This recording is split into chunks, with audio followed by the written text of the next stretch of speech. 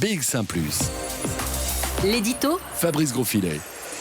Et si vous mettiez votre nez dans le budget de la région bruxelloise? C'est la proposition que vous fait le gouvernement régional avec le lancement aujourd'hui d'un site qui s'appelle budget.brussels et sur lequel vous allez retrouver les chiffres clés du fonctionnement de la région.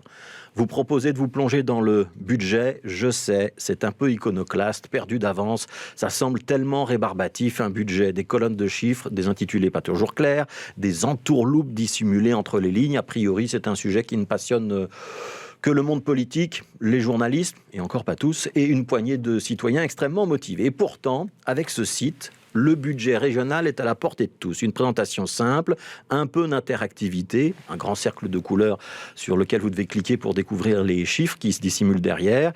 Alors c'est vrai, c'est pas tout à fait le vrai budget de la région bruxelloise, pas celui en tout cas tel qu'il est voté par les parlementaires chaque année. C'est un budget simplifié puisqu'on a regroupé sous un même poste des dépenses ou des recettes qui ne le sont en théorie pas toujours. Mais c'est justement cette simplification qui fait l'intérêt de l'exercice. Parce que même si vous n'êtes pas un passionné de politique ou un crack en économie, vous allez pouvoir comprendre d'où vient l'argent, comment on le dépense, sans avoir besoin d'une formation en finances publiques. Je vous suggère donc d'aller voir par vous-même et de vérifier que effectivement, cette fois-ci, vous allez tout capter. Alors sur la page d'accueil de ce site budget.brussels, on ne vous donne que deux chiffres au départ. Celui des recettes, 8 milliards, et puis celui des dépenses, 9,8 milliards, presque 10 quoi. C'est suffisant pour que vous compreniez que les finances ne sont pas tout à fait à l'équilibre. Elles ne l'étaient pas avant la crise de la Covid-19, elles le sont donc évidemment encore moins après. Vous apprendrez aussi que la plus grosse part du budget bruxellois vient de la dotation qui est versée par l'État fédéral, juste devant les impôts que nous, vous, moi, payez, et qui représente quand même un tiers des recettes de notre région. La région qui a récupéré aussi l'an dernier 89 millions de la vente de différents terrains ou bâtiments qui lui appartenaient.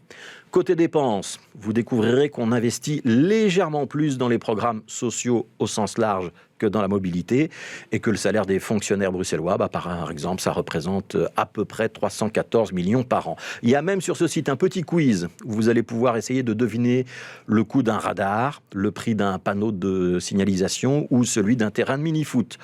Le prix pour peindre 1 kilomètre de piste cyclable, par exemple, 500 €. Résultat du quiz que j'ai fait, j'ai obtenu la note de 7 sur 10, mais je peux sûrement m'améliorer. Alors voilà, ça paraît ludique comme ça peut même être peut-être jugé anecdotique, et pourtant, c'est fondamental. Parce que comprendre comment fonctionne un budget, au moins dans les grandes lignes, c'est un pas important vers une citoyenneté éclairée.